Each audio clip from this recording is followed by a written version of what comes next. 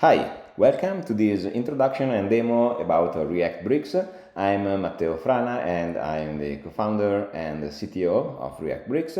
Today we'll see a short introduction about why React Bricks, a demo of the visual editor, then we'll see the code, how to create a custom brick, and also how to create a brick leveraging AI. And then we'll see the CMS features like the collaboration, localization, schedule publishing, A/B testing, forms management, email marketing, etc. And also how to generate full pages of content leveraging AI. So let's start from why we created Rubrics, why another CMS. Well, with Rubrics, the goal was there was two goals essentially. So have not just a great DX as we have with the headless CMSs, but also a great UX. So a UX like what you can achieve with a visual site builder, but inside a headless CMS. Of course, today with AI, we also want to achieve a great AX, agent experience. The other goal is to make the content team autonomous, but retaining control, so retaining control in code and ensuring that the design system respects the brand guidelines. Of course, with AI, we also want to make AI autonomous in creating content, but retaining the same level of control. So we have two big trade-offs from these requirements. So one is UX versus DX. And we can see that with the current solutions, well, with monolithic CMS, we achieve none. The headless CMSs are certainly developer-friendly, but not user-friendly with their form-based interfaces. The visual site builder, on the other side, are great from a user experience point of view, but they leave little to no space to developers to customize the system, to leverage modern frameworks, to integrate with external APIs, etc. With Rubrics, we want to achieve both. The second trade-off is the flexibility versus control. This is a typical trade-off in any content management system. So if we want to make the content team autonomous but retain control, we have this trade-off. And also in this case, we see the current solution. We see that the headless CMSs are great to keep the design system safe, but of course they don't make the content team autonomous. Anytime we need to add a new paragraph to a page, we need to add a field to the model, fetch it, render it, etc. On the other side, the visual site builders like Wix or Webflow can make the content team autonomous, but they cannot guarantee that the design system is safe too. So they empower the content team, they empower the editors so much that the design system cannot be ensured to be always adherent to the brand guidelines. Monolithic CMSs can behave in one way or the other. You can imagine WordPress with a blank canvas, or with a visual editor like Elementor behaving more like a visual site builder. WordPress, for example, with advanced custom fields, or a Drupal project. In that case, they are more similar to a headless CMS. With Rubrics, we want to make the content team autonomous, but keep the design system always safe. How can we achieve this result? With a Lego brick for content.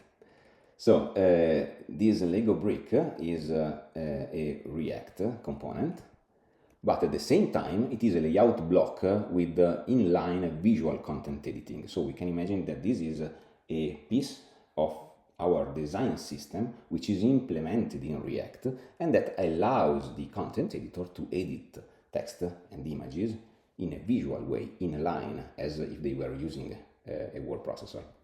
So these components are created once in code. They cannot be changed by the content team, but they can be infinitely composed in pages. So put in this way, it might seem that in our trade-off we are leaning toward the control, because the content team can just use these Lego bricks, but they cannot modify them. The reality is that a React component is much more powerful than a Lego brick, because a React component has props. So you can imagine that it's like our Lego brick with a small switch that we can use, for example, to change the color of the brick. How cool would that be with Lego bricks? And so you see that you have this flexibility versus control where you can choose also how many switches you have on the brick, how many props you let the users edit, you let the content team change using sidebar controls. And so you can have something like this or something like this, where you can imagine that the editors have many sidebar controls that map to props of the React component so that you can choose the right level of flexibility versus control at single brick level. So for each part of your design system, you can decide how much flexibility you want to delegate to the content team. Great. Where do these bricks live? In what is called a universal CMS. So you see it's like a headless, but with an SDK in the front end. You see it better here. I don't particularly like the term universal CMS because it seems like universal JavaScript, which is another thing, and in some way it seems like you want to solve every problem with the ultimate CMS. I prefer visual headless CMS, or maybe since today every headless CMS declares itself as a visual CMS, maybe it's better still to say the design system native CMS. It's a headless that saves pure structured data, but with an SDK, a React SDK in our case, that allows developers to create these Lego bricks of content with visual editing. So you see, you have the headless APIs as in a headless CMS, but we have this concept of page as a first-class citizen, so that for the editor is very intuitive, like using WordPress. They have the pages on the left, they click on the page they want to edit, and they edit it. Of course, it's possible also to have more abstract entities, but for us the page is an important concept. In the front end, you see the pink parts are provided by our SDK. So you have an admin interface to edit content using bricks. So where you have the editor, and then there is a viewer that show exactly the same thing, because both the editor and the viewer know the bricks, so your React component. So the front end stays in your code, is a Next.js or Astro project that lives in your code and that you can host wherever you like, so on Netlify, Vercel, AWS, wherever you want. And so you see that these bricks, these content blocks that we saw, live inside your front-end project. These are examples of websites created with React bricks, for example, an insurance in the UK, an e-commerce, manufacturers of juices or of bikes, this is in the Netherlands, conferences, so like the React Paris conference, but also the React Brussels conference are using React bricks. Here a quick story of the evolution of React bricks since 2020 to today, where you can see the latest features that we added in 2026. And so, well, it's demo time. Let's see it in action. So, let's go to localhost on port 3000. Here we have a Next.js project created with React bricks. Starting with React bricks is very easy. It's a matter of 1 minute. You just sign up with a free account and you launch a CLI command. So it's pm create React bricks app at latest. And in 1 minute you have a project scaffolded both with Next.js or Astro, your choice. Here we are already logged into the admin, so we can just navigate to a page and click the pencil button to open the editor interface. So here you have the React bricks visual editor. You see that this with the pink border is a brick, and here I can write very easily, so it's inline visual editing. So welcome to a visually editable website. I can write everywhere, for example here. Our customers love this. For images you can just click, pick an image from the DAM, from the library, from a splash, upload, etc. You can of course crop images, etc. And on the right you can see the small switches of the Lego bricks, so the properties, the props that you allow your content editors to change. For example, here you have the accent color that I can change, or I can choose that I want one button instead of 2 buttons. I can change the background color, for example. And so you see here, you choose on a brick-by-brick basis what the content editors can change. So you don't have all the CSS properties and something like the Webflow interface where you can change padding margins. You decide what the content editors can change for every brick. So in this case, for example, I can choose the media side, left or right, because it makes sense and it's something that I want the content editor to be able to do. Okay, another thing, you can nest bricks inside of bricks. So for example, here you see that we have these tags. You have these nested items, so I can, for example, add a new tag, and you see that here I can write as I want also. If I want to add a new brick, I can just click on the plus button, and you see that you have all the bricks, so all of your design system. When you hover, you get a preview of the brick, and of course then you can just click to add a brick, and then of course you can write everywhere and change whatever you want. Great, so now let's see how we can create a new brick in code. So let's have a look at a very simple brick. Let's use this custom hero unit here, which is very simple. You see there's just an image. So let's pick an image here. You see that I can crop just as a square, and we will see why in a moment. Then I have normal text where I can just write plain text, and then here we can use bold, italic, and other formatting styles. On the right, we just have one control to change the padding, big or small. So let's see the code for this brick. So let's open the project. You see that it's just a normal Next.js application where we have the usual app folder of Next.js. And here we have under the lang, here we have the pages that use the page viewer of React Bricks to show the page, while in the admin we have the content editor. But the important thing that I would like to show you is this React Bricks folder where we have the configuration of React Bricks, and in particular we have the bricks. So here we have all the bricks, which are just React component. Let's see our simple hero unit. So you see that it's just a React component. The type is brick, but a brick is a functional component with a particular property, which is the schema. So if you have a React component, turning it into a brick is very easy, and with AI it's just a matter of seconds. You see we have our TypeScript interface with all the props, and here we are using the visual component of React Bricks, so an image, a text, and a rich text. They are imported from React Bricks, in this case React Bricks /RSC, because we are leveraging the server components of Next.js. So when you have a text that you want to render and you want it to make it visually editable, you just create a text component of React Bricks with a render block function, with a render function. For the rich text it is exactly the same, but here you have the ability to choose which rich text features you would like to allow, and for each rich text feature you can provide your own render function to override the default. So for example, for this link I want it to be styled in this way. Let's go to the schema. The schema contains some important properties of a brick. For example, the name. This is the unique name for the brick.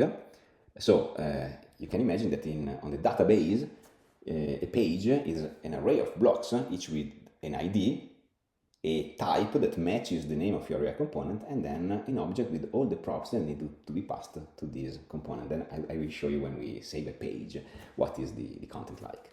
And here we have the side edit props, so the sidebar controls the props that we want to expose to the content editors. In this case it's just one. Remember that we had that padding select on the right.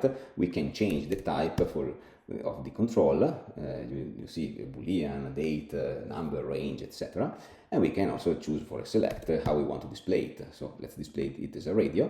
You see we provide an array of options, and of course we will receive the value of this the selected option on the padding prop of our React component, so that we can get this prop and conditionally render based on it.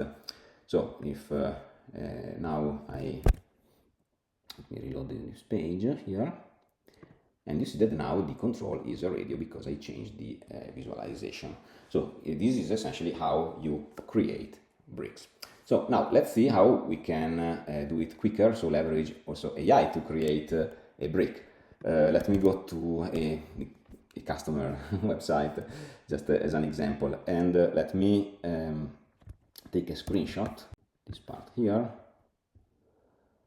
and we want to recreate this brick, which is a repeater of card, you can imagine. So let me open Codex, and so let's create a new prompt, and here we can, so let's add our screenshot. Okay, and here we can ask create a brick based on the attached image. We can say in a new theme, Cortina bikes, because we are using this as an example. We can say that we want 3 columns from the LG breakpoint, and we can say also that on hover, card hover, we want a image zoom effect on the image, and let's also say please use the screenshot as a preview image for the brick, something like this. Let's try.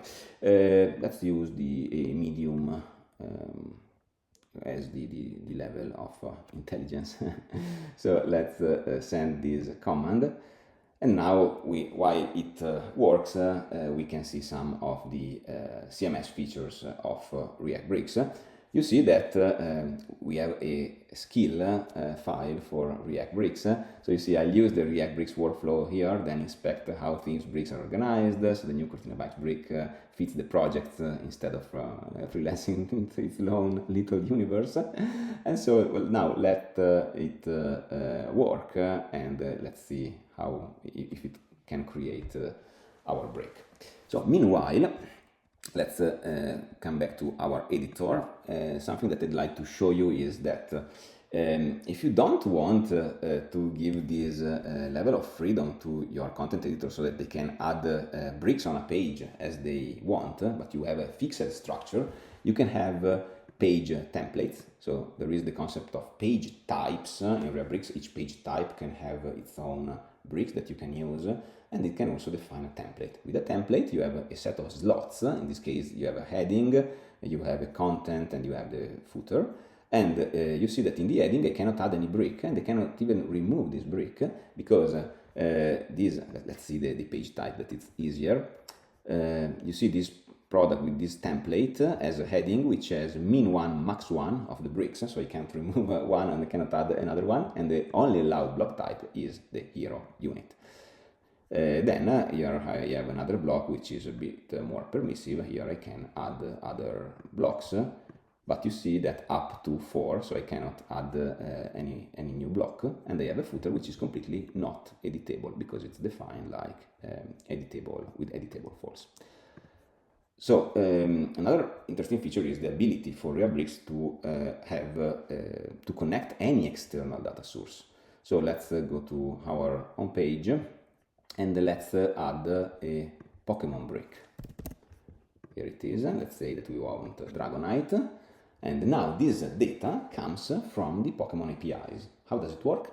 Well, both at brick level or at page type level, you can define a get external data function that is just an async function that fetches data from any data source and makes it available to the brick props if it is defined at brick level, or at page level if it is defined on the page type, and then each brick can define its own map external data to props function to map the page level external data to the brick props.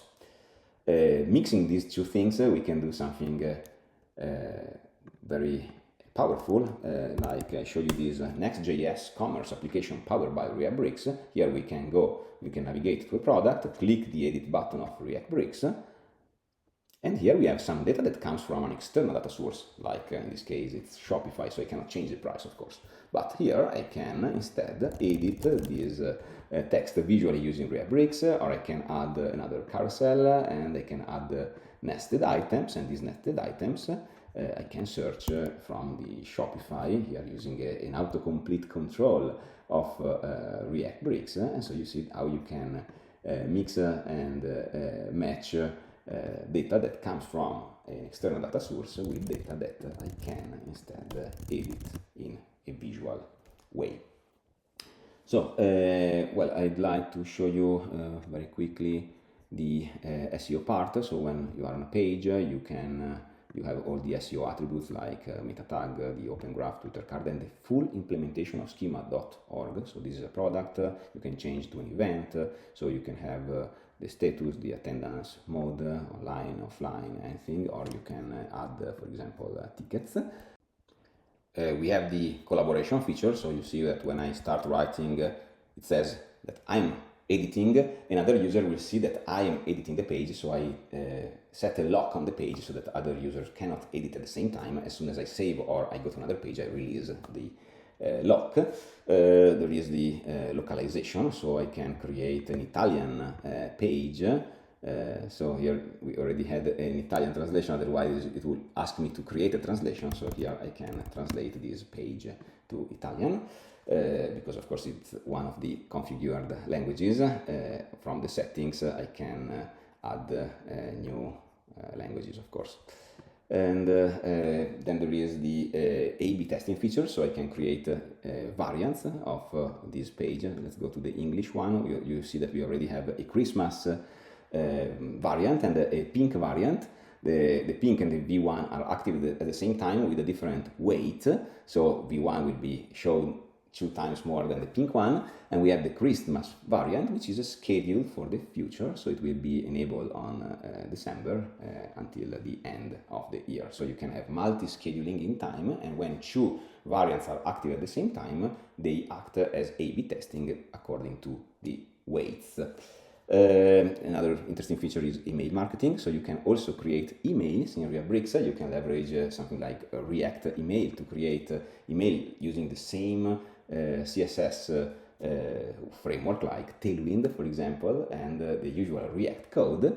If a page type is declared as email, then after you compose the page using the email blocks, the email bricks, you can go to the page, select a provider, one of the configure provider.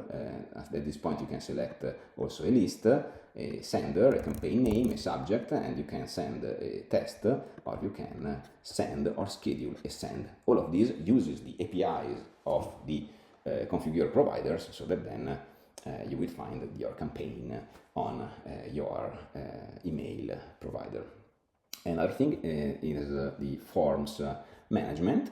So let's go to the dashboard, and here in the dashboard we can see that we have, here is where you configure email marketing. We have forms, so we can create a form. So imagine we are an editor, we need a new form to collect data. We can say, for example, newsletter. We want to save the form values, send them by email to my email address. We want also to add a contact to an email marketing list, our MailerLite React Bricks audience, and we could also call a Zapier webhook. So without developer intervention, a user can create a form, and then they can just add a form brick. Let's search for a form brick like this one.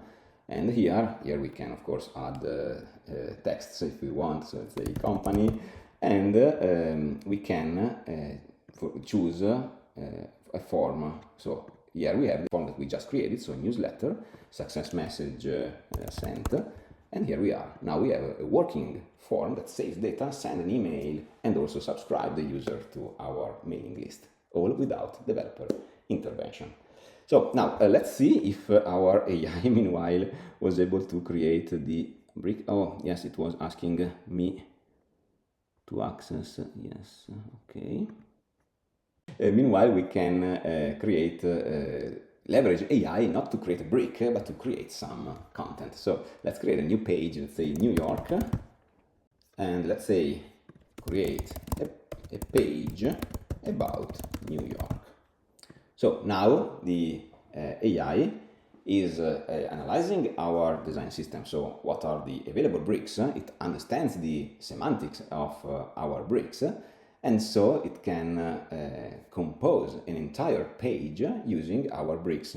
AI is can just do whatever our editor can do, so it cannot break our design system. So you see, welcome to New York City, it uses this hero unit, and the great thing is that now I can change everything. So you see, it's completely editable. Here, experience the vibrant culture and iconic landmarks, and I can choose that the media side is, in this case, is left. And here we are, and so we have the icons also, and you see, if I want to change this icon with, I don't know, sun, I can change the icon. Here we have a testimonial brick, and here we have New York City by the numbers, and the final CTA. So this page was created entirely by AI, leveraging our design system. Now I can change whatever I want here. So imagine this at scale with an MCP, where you, from your own agent, you can create pages, for example, targeting SEO keywords. So let's check now the brick that was created by AI. It should have finished. Yes, let's see what it did. So let's go here, and we should have a new theme because he asked for the theme Cortina Bikes. So here we have this theme, and we have just one brick, which is this bike category grid. If I click to add it, you see that we have 3 cards. Of course, here we can add images, so let's add 3 random images here. Oh, you see that there is a fixed aspect ratio, which was set by the AI in code, so that the editors can just crop using the correct aspect ratio. And here we are, let's pick a new one. Okay, great. And here we can edit the text. You see that it's like this one with a serif font, and here we can change this text. Oh, then we can also change the text on this button. You see the hover effect was respected. For the button, we have a prop to choose the button link destination, and it decided also to have this show button prop. If we look at the generated code, we see a bike category card, which is the single category which leverages the image, text, and text components from React Bricks. There is also a validation rule for the URLs, for the URL of the button, and then for the URL of the destination of the card. And then we have a grid that it is a repeater of cards. So you see that it's a repeater which name is categories, and here in the schema we define that categories repeats Cortina bike category card, min 1, max 6. So the AI decided that we can have not just 3 but up to 6. So let's see if it is true. Add by category, add. Okay, I cannot add anymore because I can have max 6. Of course, we have code that we can change if we want just 3 of them. So you see how it's easy to create bricks with AI and leverage these bricks to create content using AI. So to finish our demo, I would just like to show you some of the more enterprise feature of React Bricks. So from the dashboard, I'd like to show you there is a full change history, so we can go back, restore any version before any action of any users on any page. Then we have the approval workflow, so we can set a working copy workflow or a full approval workflow, where when we save a page and then we commit a page for approval, then a user with the correct permission to approve needs to approve and merge our page to the published content. We have the single sign-on. Of course, you can choose any SAML2 compatible provider, custom roles, multiple environments, backup and restore. So you can self-backup and restore all the content. You can also schedule backup daily or weekly on your S3 external storage, so your offline storage, where you will get all the content and all the images, so all the assets. For enterprise customers, it is also possible to host the backend APIs. We have European or US data residency and more. So I think that's enough for this demo. Thank you. And if you'd like to have a custom demo and see together what are your needs for your content team, happy to chat So let's just click on contact sales or request a demo, and we can shape the best content solution for your team. Thank you.